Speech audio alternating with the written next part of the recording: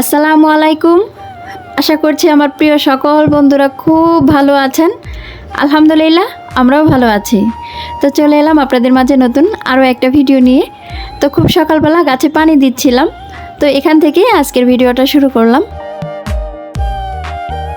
এক আপু আমার কাছে কমেন্ট করেছিল যে আপু তুমি যে এই টবগুলো রেখেছো তো কিসের উপর রেখেছো, এগুলো আমাকে একটু দেখিয়ে দিও। তো আপু এই যে টবগুলো এই স্ট্যান্ডের উপর রেখেছি। তো এই স্ট্যান্ডগুলো আমি অনলাইন থেকে অনেক দিন আগে নিয়েছিলাম। তো বেশ কিছু ঘরে পড়ে আছে, লাগছে না কাজে, আর কিছু কাজে লাগিয়েছি। এ বারান্দা ও বারান্দা দিয়ে ঠিক যতটা লাগে ততটাই লাগিয়েছি। তবে আমি টবগুলো বাইরে রেখেছি, ভিতরে রাখলে অনেকটা জায়গা নষ্ট হতো, এই জন্য। কথায় বলে না যে রাখে আল্লাহ মারে কে। তো এই যে আপনারা অনেক দিন আগেই দেখেছিলেন আমার টগর ফুল গাছটা কিন্তু মরে গিয়েছিল। তো আলহামদুলিল্লাহ বৃষ্টির পানি পেয়ে কিন্তু টগর গাছটা আবার বেঁচে গিয়েছে। আমি জানতামই না যে গাছটা বাঁচবে। তো এখন কিন্তু খুব ভালো লাগছে গাছটা বেঁচে যাওয়াতে। মোটামুটি বেলা কিন্তু অনেকটা হয়ে গেছে, ক্ষুধাও লেগেছে। তবে অয়নের বাবা ঘুম থেকে উঠছে না, আসলে বাসায় কয়েকদিন ছিল না, বাইরে বাইরে ছিল। তো বন্ধুদের সাথে একটু আড্ডা করেছে, যার কারণে বুঝতে পারছি যে ঘুমটা সেভাবে হয়নি। তো ঘুমাচ্ছে, ঘুমাক। তবে আমার যে পরিমাণে ক্ষুধা লেগেছে তার আশায় যদি বসে থাকি আমার পেটের নাড়িভুড়ি একদম হজম হয়ে যাবে। ওই জন্য আমি একা একাই নাস্তাটা সেরে নিচ্ছি।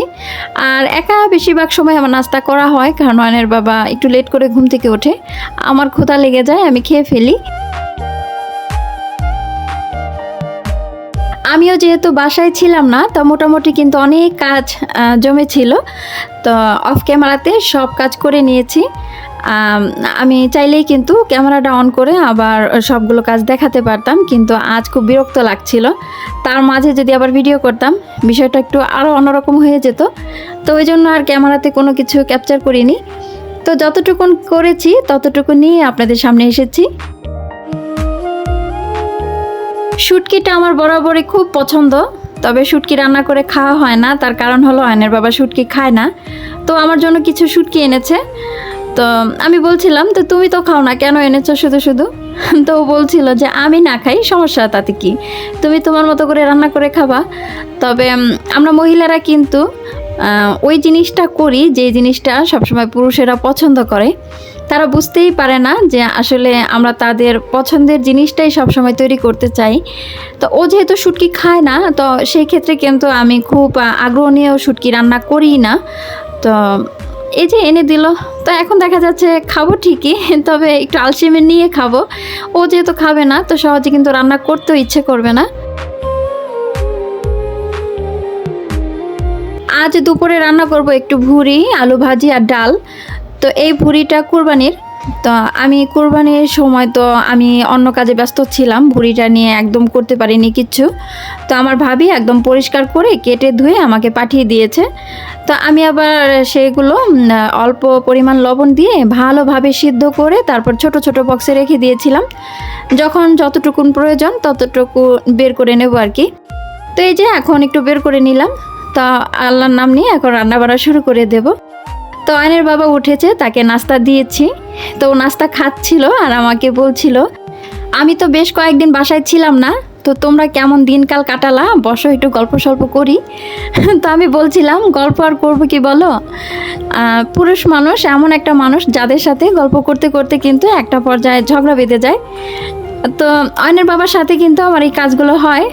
দেখা যায় কি ও কথা বলছে, আমিও কথা বলছি। তো হঠাৎ কোনো একটা কথা আমার পছন্দ হলো না, আমি রাগ হয়ে গেলাম। তো ওই পর্যায়ে কিন্তু ঝগড়া লেগে যায়, বা ঝগড়া পুরোপুরি না হলেও গল্পটা বন্ধ হয়ে যায়। তো এরকম তো আমার বেলায় হয়, বিশেষ করে আমি বেশি রাগ করি। তো অয়নের বাবা এই জন্য সবসময় বলে যে আসলে মেয়ে মানুষ কোনো কথাই সহজে বুঝতে চায় না, আর সব কথাই সবসময় জিততে চায়। এটাই হলো ওদের সবচেয়ে বড় দোষ। তো এইরকম কিন্তু ছোটো মোটো ঝগড়া টগড়া আমাদের মাঝে টুকটাক হয়, গল্প করতে করতে ঝগড়া। তো এইরকম আপনাদের মাঝে হয় কি না আমি জানি না, হলে আমাকে জানাতে পারেন। তবে ঝগড়া হোক বা না হোক সবসময় গল্প করবেন, কথা বলবেন, আবার যদি ঝগড়া লাগে মিলেও যাবেন, সমস্যা নেই। এটাই ভালোবাসা, এটাই শান্তি। তো যখন এই মানুষটা থাকবে না তখন কিন্তু এই বিষয়গুলো উপলব্ধি হবে। দেখা যাচ্ছে আপনি আছেন, সে নেই, সে আছে হয়তো আপনি নেই।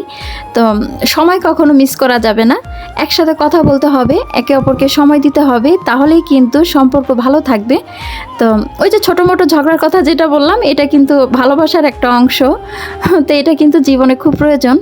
তো এটা অনেকে পেয়ে বুঝেছেন, অনেকে হারিয়ে বুঝেছেন।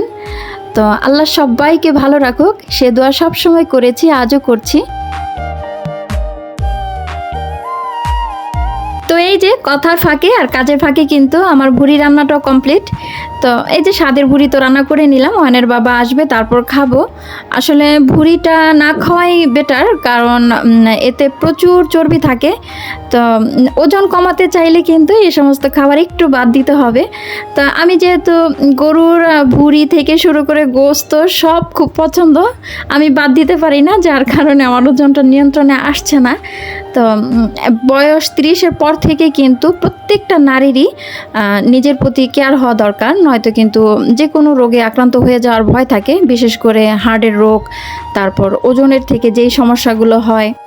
তো মোটামুটি আমাদের তো এখন একটু বয়স হচ্ছে, তো এখন আমাদেরকে অনেক কিছু বুঝে নিতে হবে যে আমার কোনটা ঠিক কোনটা ভুল। তবে এই যে রুচিটাই কিন্তু বাদ দিতে পারি না, বিশেষ করে এই যে গোসের যত আইটেম, এটা যদি বাদ দিতে পারতাম তাহলে কিন্তু ওজনটা নিয়ন্ত্রণে আনা যেত। তবে যারা শাক সবজি খুব পছন্দ করে তাদের কিন্তু এই বিষয়টা থেকে খুব একটা উপকার পায়, তাদের ওজন কমাতে খুব বেশি একটা কষ্ট হয় না। আমার যেহেতু খুব বেশি শাকসবজি ভালো লাগে না, যার কারণেই কিন্তু এই ঝামেলাটা হচ্ছে। তো প্রতিদিনই চেষ্টা করি যে না, আজ থেকে শুরু করব, কিন্তু হচ্ছে না, কি করা যায় বুঝতেও পারছি না। দুপুরবেলা খেয়ে বড় ছেলে ছোট ছেলেকে নিয়ে একটু ঘুম দিয়েছিলাম। তো ইচ্ছে ছিল ভিডিওটা আর একটু বড় করার, তো ঘুম থেকে উঠে দেখি সন্ধ্যা হয়ে গেছে। তো ছোট ছেলে বলছিল ফুচকা খাবে, তো দই ফুচকাটা আমার বরাবরই খুব পছন্দ, ওই জন্য দুই ছেলেকে নিয়ে ফুচকা খেতে বের হয়ে গেছি। তো ফুচকার দোকানের পাশে দেখলাম একটা ছোট্ট দোকান হয়েছে, তো ওখানে নানান রকমের খেলনা, তারপরে সাংসারিক যে আমাদের দৈনন্দিন যে জিনিসগুলো লাগে সেগুলো আছে। তো মোটামুটি অল্প প্রাইজের ভিতরে, খারাপ না। তো দোকানটা একদম নতুন, তো আমি দেখে একটু ভিতরে গেলাম। তো ছোট ছেলের জন্য কিছু পুতুল টুতুল কিনলাম। তারপর এই যে ফুল টুল যাই বিক্রি করছে, আমার এগুলো নেওয়ার ইচ্ছে নেই, যে আমি যেহেতু বিসমেল্লা থেকে আমার পছন্দসই জিনিসগুলো আনি, তো এগুলো নেওয়ার কোনো ইচ্ছা ছিল না। আর এই ওয়ালমেটগুলো ছিল 100 টাকা করে, তো ওখান থেকেও আমি একটা নিয়েছি। আজকের ভিডিওটা ছিল কিন্তু একটা আলসেমি ভিডিও করতে ইচ্ছে করছিল না, তারপর আপনাদের সাথে যেহেতু কথা বলতেই হবে সেই উদ্দেশ্যেই কিন্তু আসা।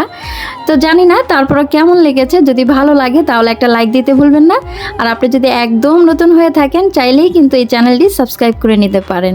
তো এই যে দই ফুচকা খাচ্ছি, খেয়ে দিয়ে বাসায় চলে যাব। তো কি আর করার, আপনাদের কাছ থেকেও বিদায় নিয়ে নিচ্ছি। তো যদি ভালো থাকি তাহলে কথা বলবো অন্য কোনো ভিডিওতে।